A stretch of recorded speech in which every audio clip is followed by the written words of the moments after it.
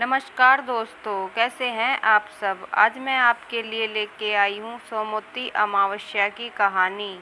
तो आइए शुरू करते हैं। एक साहूकार था, उसके 7 बेटे बहू और एक बेटी थी। साहूकार के यहाँ एक जोगी भिक्षा मांगने आता था। जब साहूकार की बहुएं जोगी को भिक्षा देती तो वो ले लेता, लेकिन जब बेटी भिक्षा देती तो नहीं लेता। कहता कि तू अभागी है, तेरे हाथ से भिक्षा नहीं लूँगा। इसकी यह बात सुनकर बेटी सूख कर काटा हो गई। एक दिन उसकी माँ ने पूछा कि बेटी, तुझे अच्छा खाने को मिलता है, अच्छा पहनने को मिलता है, फिर भी तू सूख कर काटा हो रही है। अगर तुझे कोई परेशानी है तो हमें बता। बेटी बोली, माँ, हमारे यहाँ जो जोगी भिक्षा मांगने आता है वो भाभीयों से तो भिक्षा ले लेता है, पर जब मैं भिक्षा देने जाती हूँ तो कहता है कि तू अभागी है, तेरे हाथ से भिक्षा नहीं लूँगा। दूसरे दिन जोगी जब भिक्षा लेने आया तो साहूकारनी बोली कि एक तो मेरी बेटी तुझे भिक्षा देती है, ऊपर से तू उसे ही अभागी कहता है। जोगी बोला कि मैं तो जो इसके भाग्य में लिखा है वो ही कहता हूँ। तब साहूकारनी बोली कि जब तुझे इतना पता है तो इसको दूर करने का उपाय भी पता होगा।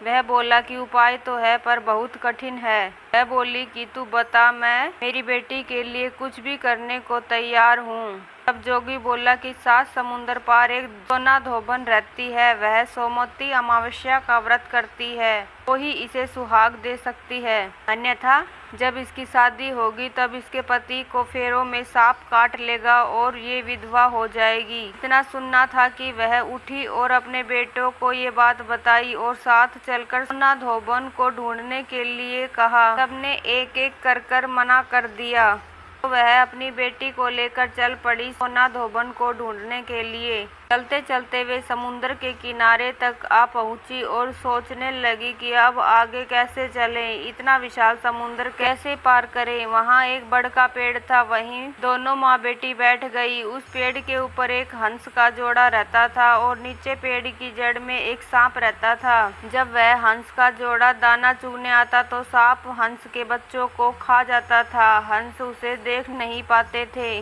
उस दिन भी सांप हंस के बच्चे को खाने के लिए पेड़ पर चढ़ रहा था कि हंस के बच्चों की आवाज़ सुनकर माँ बेटी ने देखा कि सांप हंस के बच्चों को खाने जा रहा है, तो उन्होंने सांप को मार दिया। शाम को जब हंस का जोड़ा आया तो उन्होंने माँ बेटी को वहाँ बैठा पाया तो सोचा कि इन्होंने ही मेरे बच्चे को मार दिया। जैसे ही वे उन माँ बेटी को मारने को तैयार हुए कि पेड़ से बच्चों की आवाज़ सुनाई दी, तो उन्होंने देखा कि हमारे बच्चे तो जिंदा है। तब बच्चों ने उन्हें सारी बात बताई कि कैसे माँ बेटी ने उनकी जान बचाई। हंस ने उन्हें धन्यवाद किया और उनका यहाँ आने का कारण पूछा। माँ ने सारी बात बताई और बोली कि हम यहाँ तक तो आ गए हैं पर समझ में नहीं आ रहा कि आगे कैसे जाएं। तब हंस बोले कि आप हमारे ऊपर बैठ जाओ, हम आपको समुद्र पार पहुँचा देते हैं। इस तरह दोनों समुद्र पार पहुँच गई। उसने सोना धोबन का घर ढूंढ लिया। अब वह सवेरे जल्दी उठकर सोना धोबन के घर का सारा काम करने लगी। खाना बनाना, झाड़ू पोछा, पानी भरना, कपड़े धोना। सोना धोबन के 7 बेटे बहू थे।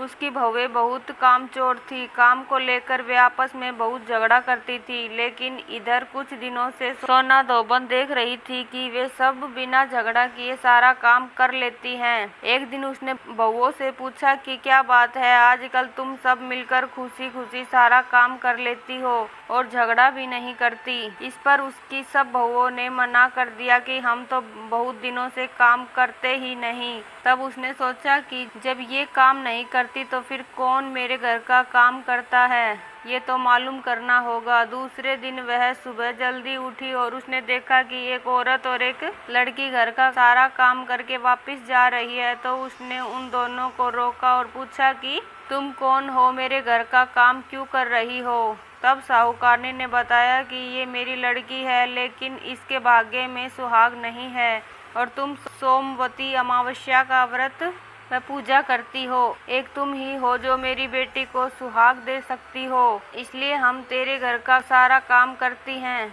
इस पर सोना धोबन ने कहा कि ठीक है, तुमने इतने दिन मेरे घर का काम किया है, मैं तेरी बेटी को सुहाग जरूर दूंगी। जब तेरी बेटी की शादी होगी तब तू पीले चावल समुद्र में डाल देना, मैं शादी में पहुंच जाऊंगी। दोनों माँ बेटी अपने घर आ गई। जब लड़की की शादी तय हुई तो माँ ने समुद्र में पीले चावल डाल दिए। सोना धोबन अपने घर से रवाना होने लगी तो बोली कि मेरे जाने के बाद यदि घर में कुछ भी टूटता फूटता है उसे जैसा हो वैसा ही रहने देना, मेरे आने तक तुम लोग कुछ भी मत करना। अपने घर वालों को ये हिदायत देकर वह साहूकार की बेटी की शादी में शामिल होने के लिए रवाना हो गई। जब साहूकार की बेटी के फेरे हो रहे थे तब सांप ने दूल्हे को डस लिया। अब सब रोने धोने लगे। तब लड़की की माँ ने सोना धोबन से कहा कि आज के दिन के लिए ही मैंने तेरे यहाँ काम किया था ताकि तू मेरी बेटी को आज सुहाग दे सके। सोना धोबन ने कहा कि तू चिंता मत कर। वह उठी, दूल्हे के पास गई और अपनी मांग से सिंदूर लिया, आँख से काजल और छोटी उंगली से मेहंदी ली। वह दूल्हे के छींटे दिए और बोली कि आज तक मैंने जो सोमवती अमावस्या की उसका फल साहूकार की बेटी को जाना और आगे जो करूँ वह मेरे धोबी को जाना। उसके ऐसा करते ही दूल्हा ठीक हो गया। अब लोग बड़े खुश हो गए। जब बारात विदा हो गई तो सोना धोबन जाने लगी। तब सबने कहा कि अभी तो आपको विदा ही नहीं किया है, अभी आप कैसे जा सकती हैं। सोना धोबन ने कहा कि मैं मेरे घर को ऐसे ही छोड़कर आई थी, पता नहीं मेरे पीछे से वहाँ क्या हो रहा है। आप विदा ही करना चाहते हैं तो मुझे एक मिट्टी का कलश दे दो। कलश लेकर वह घर के लिए रवाना हो गई। रास्ते में वह जिस दिन आ रही थी उस दिन सोमवती अमावस्या थी, तो उसने कलश के 108 टुकड़े किए, पीपल की पूजा की और परिक्रमा करके बोली, भगवान आज से पहले जो अमावस्या की उसका फल साहूकार की बेटी को दिया, आज जो मैंने अमावस्या की उसका फल मेरे पति को देना। फिर कलश के टुकड़ों को खड्डा खोदकर गाड़ दिया और घर के लिए चल दी। उधर घर पर उसका धोबी मर गया।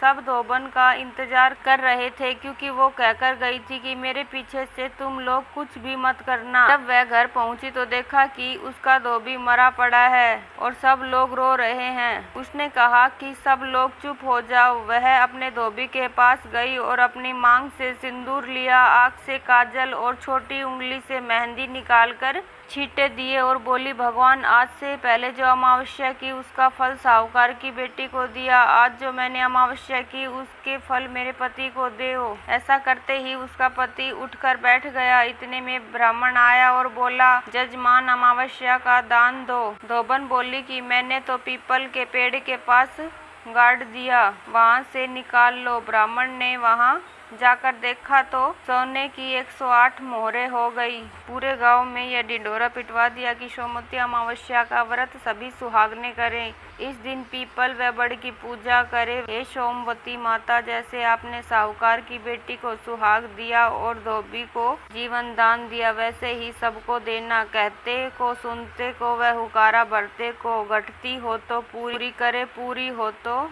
मान रखना। धन्यवाद दोस्तों वीडियो देखने के लिए। अगर आपको वीडियो अच्छी लगी हो तो मेरी वीडियो को लाइक करें और चैनल को सब्सक्राइब करें ताकि आपको अगली वीडियो की नोटिफिकेशन